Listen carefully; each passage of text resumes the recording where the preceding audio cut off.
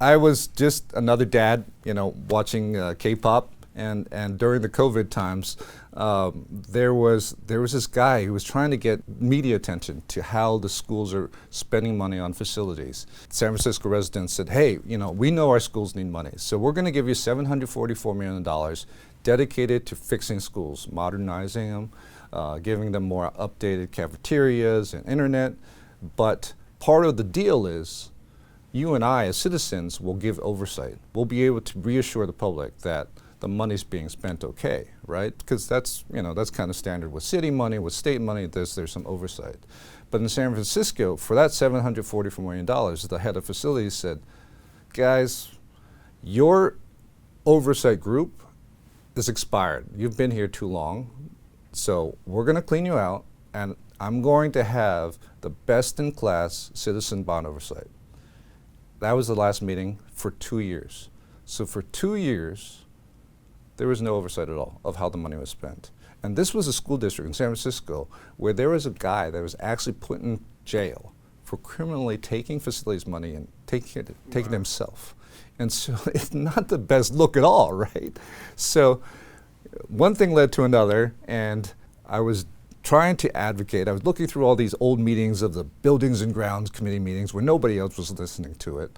And they were looking at how to get money for the next batch of money to fix the schools. So each bond has like several times you're going to ask Wall Street for money. So this next bunch of money was $280 million. They went to Wall Street, they got the lawyers, they made this packet and had this beautiful thing about how this is all going to be respectfully spent. And one of the lines said, "Hey, we have oversight of this money." But they didn't. It was complete fabrication. The lawyers, the external lawyers, the internal general counsel, the superintendent, all 7 commissioners were like, "I don't see a problem with it." And so they went to Wall Street, they got the money, and then I was like, public comment, "You guys did this. I don't know if there's any federal rules against it, but this seems kind of wrong." And so one thing led to another. They said, "Oh yeah, that was a material misstatement." And finally, they said, "Oh, we got to get this group of citizens to watch this oversight of the money." And guess what happened with that? I applied to be one of the citizens. And guess who looked into saying, "Well, Laurence shouldn't be on it." The people spending the money. So this is the fox looking at the hen house and saying, I know the guards to choose. So they kept me off the list after there was a little stink amongst people like us that said, "This seems kind of wrong." And so they had to be repeatedly shamed by so many people saying, "This is wrong, this is wrong, this is wrong, this is wrong." Emails, all this stuff. Finally, they changed. And so it's been slow.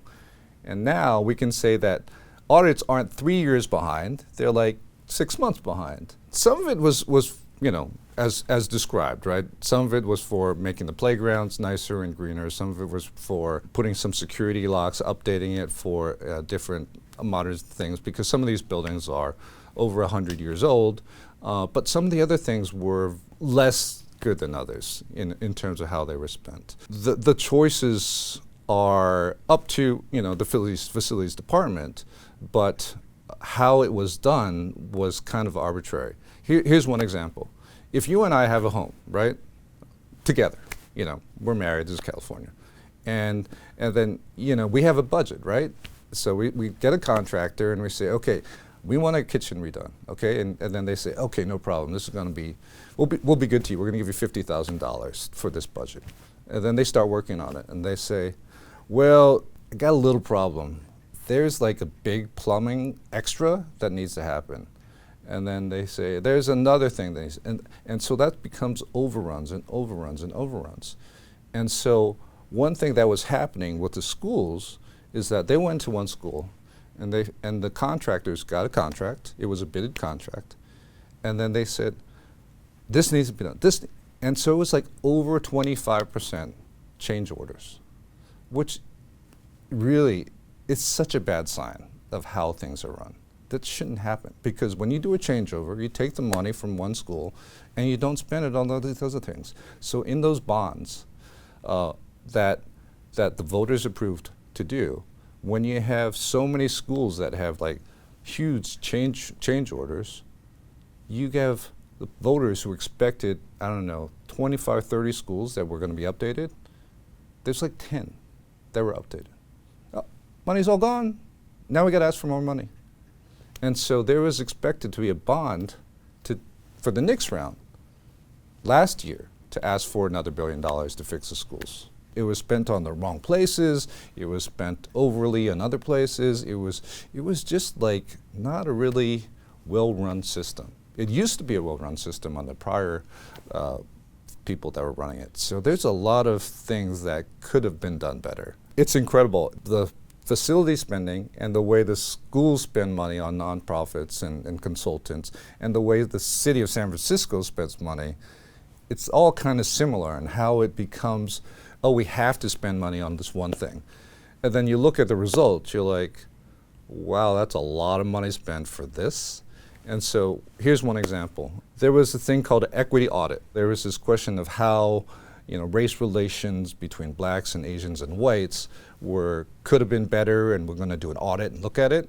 So they had someone from Kentucky do the equity audit for it. But it was such a zoo that everybody was like, you're racist. No, you're racist. And it just fell apart. And so that was tens of thousands of dollars of just no result. And then this past year, the new superintendent says, okay, we're going to do something different. We're going to look at all high schools and try to make them better. So let's get in a whole bunch of new people as volunteers. We'll take down notes. We'll get information. We'll say, hey, how do you want to fix all schools? Not Lowell High School, but the School of the Arts, all these other schools that are in different places. There's a lot of families that gave input. So this consultant did the work. He was a friend of the superintendent. He charged $500,000 for his work, and he came out with a 5-page result of a paper report, which had no feedback from the community. And then the report was not at all, in touch with what the community was asking for. It was just an absurd spending of money. Like, how do people that are parents, that are teachers, trust the school district when this kind of stuff happens every single time? If you imagine like a pot with a frog in it, the water's boiling, the water's getting hotter, you're kind of like, oh, it's kind of bad, it's kind of bad, it's kind of bad, it's kind of bad. The water's boiling with San Francisco schools. Like, the money that's being spent and the results that people want to have for their kids to read, to have great lives, to go to college. Look at San Francisco over the time. We had like 65,000 for a time. Now we're down to 50,000, and this year a lot of parents are still going, well, maybe I'm not going to go to public school. But the people that are choosing public school, a lot of them don't have the choice. They want to get their kids into public school, and they see that public school is going to help their kids have a better lives than them, right? But it's hard for them to see their kids succeed when the money is being spent on all this other stuff. I'd even mention the $14 million being spent on consultants to help the teachers get paid, because the teachers were being paid wrong because the school district brought in this contract to fix the payroll system. And then it broke. And teachers are like, you took too much money out of my paycheck. I can't pay for groceries. So how does the school district solve it? Let's get a consultant in. Oh, that's not enough. Let's get another. It's $14 million plus. I stopped keeping track. What happens when all this stuff with lack of oversight and weird money being spent? Who loses? the kids that are trying to, go to public school to read, to like have their parents say, let's go to school, right? These kids don't have enough money. The teachers, are trying to do GoFundMes for supplies. If you haven't checked out CaliforniaInsider.com, we highly recommend you do that now, because we're going to have a lot of news and videos there. And on top of what we have there right now, we are building a really big platform to cover what's happening in California, so you can be informed. We're going to have more shows, more videos from all aspects of life in California. Go to CaliforniaInsider.com and we'll see you there.